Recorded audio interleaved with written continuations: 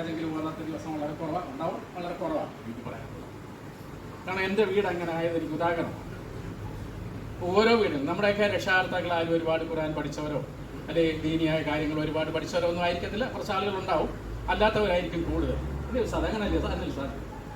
അപ്പോൾ അതുകൊണ്ട് എൻ്റെ ഭാര്യ എന്നെ പഠിപ്പിച്ചതുപോലെ നിങ്ങളും മക്കൾ, നിങ്ങളുടെ മാതാപിതാക്കളെയും അവിടെ ഖുർആൻ അധികം പഠിക്കാത്ത സഹോദരങ്ങളുണ്ട്, അവരെയും അടുത്തുള്ള അയൽക്കാരെയും കൂടെ വിളിച്ചിരുത്തി ഒരു ദിവസം 15 മിനിറ്റ് അല്ലെങ്കിൽ അരമണിക്കൂർ നേരം മെനക്കെട്ടാൽ അവർക്ക് അത്യാവശ്യം ഖുർആൻ പഠിക്കാൻ പറ്റും, അതിൻ്റെ കാര്യങ്ങൾ പഠിക്കാൻ പറ്റും. നിങ്ങൾക്കത് ആഖിറത്തിൽ വലിയ ഗുണമായിട്ട് അല്ലാഹു തആല രൂപാന്തരപ്പെടും.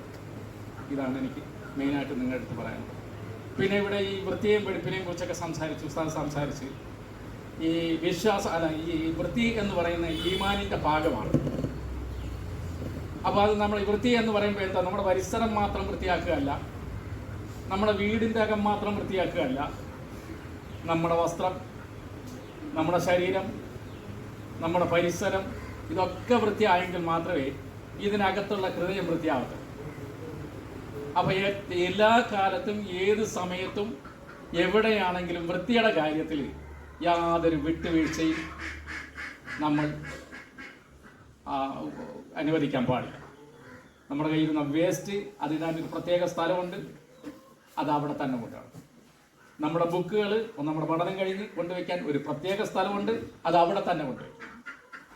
നമ്മുടെ ഡ്രസ്സുകൾ ഇടാൻ ഒരു പ്രത്യേക സ്ഥലം, ഓരോരുത്തർക്കും പ്രത്യേക സ്ഥലമുണ്ട്, അത് അവിടെ തന്നെ ആയിരിക്കും. നമ്മൾ കണ്ടുവരുന്നത് പല പിള്ളേരും ഒരു ഷോള് തറയിൽ വീണാൽ കാലോട്ട് അങ്ങോട്ട് വരും. അപ്പോൾ ആ തരം നിലപാടുകൾ നമ്മുടെ കുട്ടികളുടെ ഭാഗത്തു നിന്ന് ഉണ്ടാകും.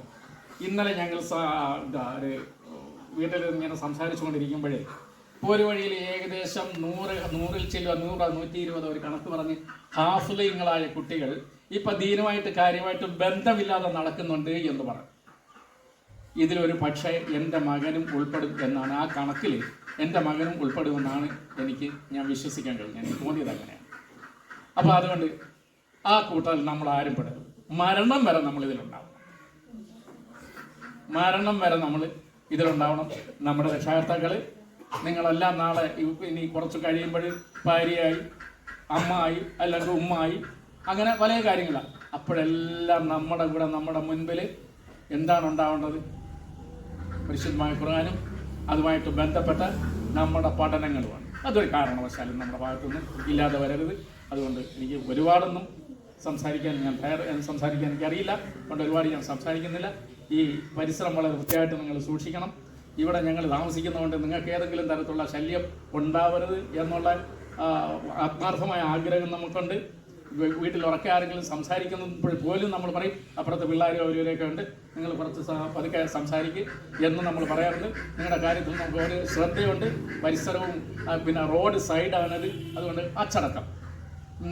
കഴിഞ്ഞ 2-3 ദിവസം കൊണ്ട് രാത്രി കാലങ്ങളിൽ നല്ല സൗണ്ടുണ്ട്. വർത്തമാന പിള്ളേർ കൊച്ചു പിള്ളേരാണ്, അതുകൊണ്ട് നമ്മളത് മറ്റു തരത്തിൽ മൈൻഡ് ചെയ്യുന്നില്ല.